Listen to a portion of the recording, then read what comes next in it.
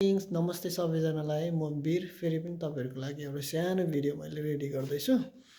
So आज चाहिँ म बिहानै उठेर है टक्क रेडी भएर आज मेरो बायोमेट्रिक हुनको कारणले गर्दाखेरि छिट्टै उठेर रेडी भएर अब 9 बजीभन्दा पहिल्यै पुग्नु पऱ्यो है बायोमेट्रिकमा। सो त्यही भएर टक्क डकुमेन्ट्सहरू तपाईँलाई देखाउने छु के चाहिने रहेछ के कसो है मैले टक्क मिलाएर राखेको छु।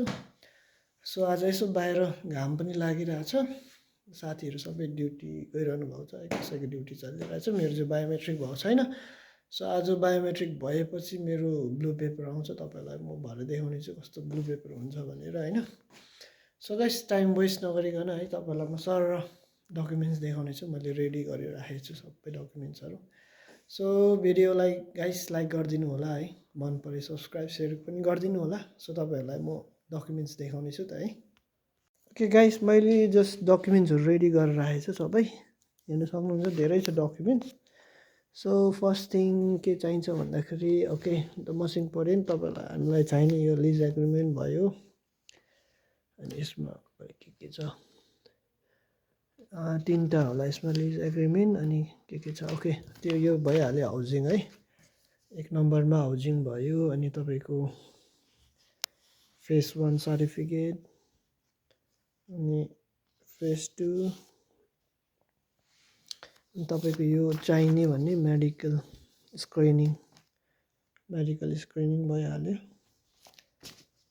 ओके 4टा भयो डकुमेन्ट्स। अनि अरू चाहिने भने तपाईँको यो बायो पेज, पासपोर्टको बायो पेज, अनि यो जुन चाहिँ माल्टाको स्ट्याम्प लागेर जुन दिन चाहिँ एराइभ हुनुभएको थियो माल्टामा त्यो टक्क प्रिन्ट गरेर है कलरमा। अनि इन्भिटेसन लेटर पनि लानुपर्ने हुन्छ। अनि तपाईँको यो हेल्थ एप्रुभल लेटर, अनि एप्रुभल एन्ड प्रिन्सिपल लेटर, यो लास्ट पेज चाहिँ चाहिने होला खासमा, तर पनि म लगिरहेको छु। सो गाइस डकुमेन्ट्स चाहिँ यत्रै हुन्छ है, हेर्नु होला धेरै छन्, मोटो छन्। सो अझै यसमा के छैन, के मिस भयो भन्दाखेरि तपाईँको मेडिकल इन्सुरेन्स, त्यो चाहिँ मैले अहिले टक्क प्रिन्ट गरेर लिएर योसँगै लान्छु। अनि एपोइन्टमेन्ट तपाईँको लेटर, जस्तै 12 तारिक एपोइन्टमेन्ट छ भने तपाईँले 12 तारिकको एपोइन्टमेन्ट त्यो जुन चाहिँ बायोमेट्रिकको प्रिन्ट गरेर लानुपर्ने हुन्छ। अनि मोस्ट इम्पोर्टेन्ट थिङ पासपोर्ट पनि लानुपर्ने हुन्छ है गाइस। यति लगेर टक्क फाइलमा हालेपछि सजिलो हुन्छ। त्यति नै हो गाइस। अनि तपाईँलाई म देखाउने छु है कस्तो रहेछ बायोमेट्रिक, के कसो हुँदो रहेछ प्रोसेसहरू। सो गाइस अब चाहिँ रेडी पनि भयो, अब निक्लिनु पऱ्यो। बस पनि टक्क टाइममा पक्रेर 9 बजीभन्दा पहिल्यै पुग्नुपर्ने हुन्छ। सो यो चाहिँ हाम्रो यस्तो बस्ने ठाउँ है बाहिर।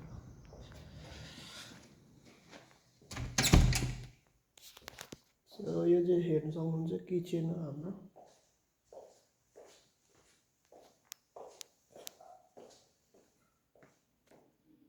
बिल्डिङ, म चाहिँ यहाँ बस्छु।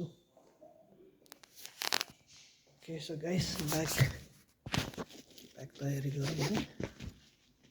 छाता पनि लगेको छु, पानी पर्न सक्छ। सो पानीहरू हालेको छु यहाँ।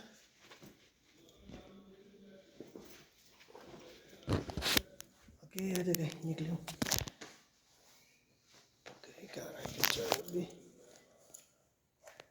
ओके गाइस हाम्रो यस्तै छ।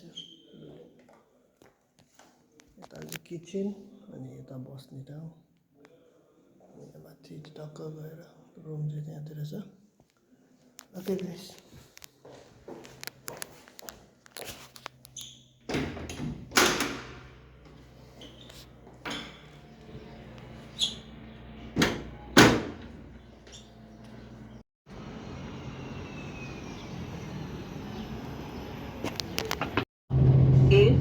Pompi, Floriana.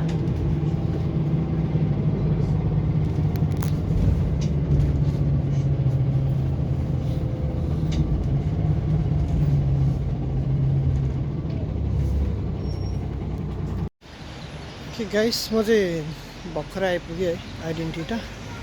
सो अब भित्र जान्छु म, अनि डकुमेन्ट्सहरू बुझाएर फर्किन्छ है त।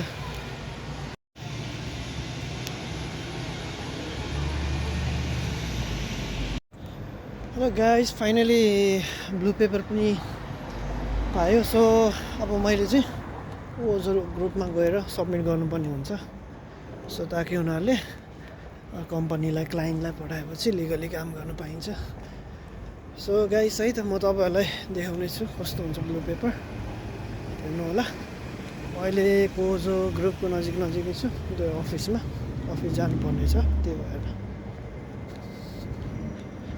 यस्तै छ गाइस माल्टाको लाइफ आफै धाउनुपर्छ यताउता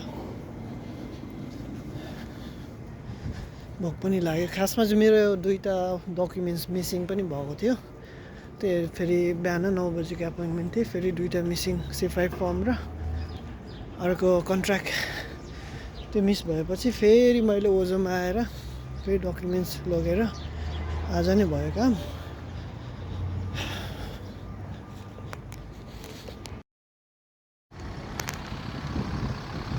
गाइस ओजो ग्रुपको अफिस चाहिँ यही है तपाईँहरूको यहाँ देख्न सक्नुहुन्छ ओजो ग्रुप